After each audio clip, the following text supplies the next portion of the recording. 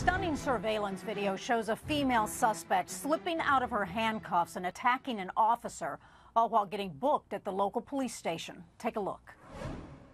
Palm Bay police arrested Jenny Poff. Little did they know her tried to take a cop's life. While she was waiting to get booked, she had approached from behind officer. At some point, Poff was able to slip off one of her cuffs and made a move towards the officer right after she had her mugshot taken. Aggressively approached Officer Rodriguez from behind and tried to choke her, at which time the officer went down. 2 cops ran to the officer's help but had to tase Poff to get her to comply.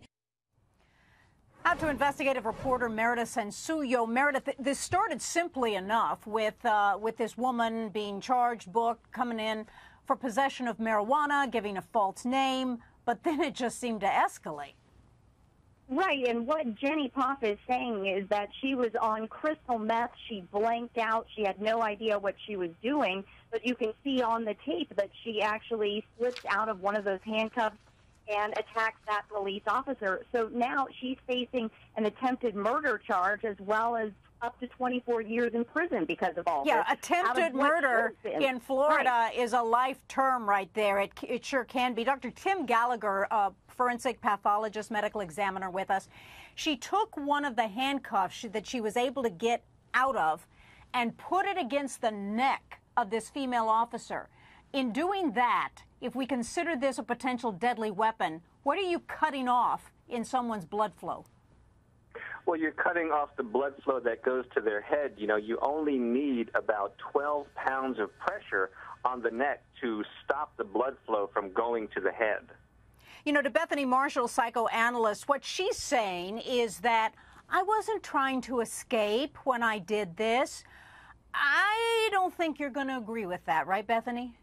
Oh, Jean, I mean, what we see with crystal meth and these types of drug-oriented crimes is we typically see overkill. We see heads being chopped off, people being tied up.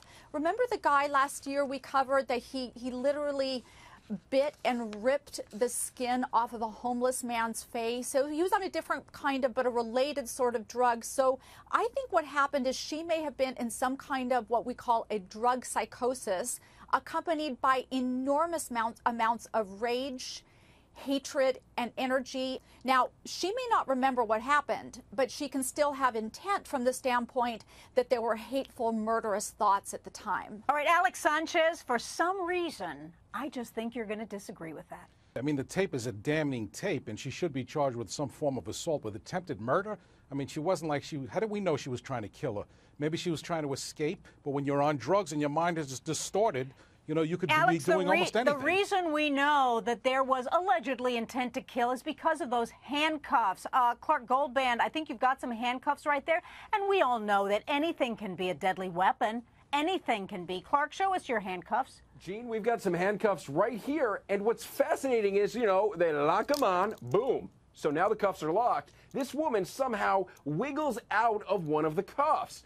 At that time, that's when her arm is free. You can see the cuffs behind her back right there. She somehow wiggles out of the cuffs. But, Gene, I just want to point something out. Take a look at the floor. On part of the floor, it looks like there's some sort of mat.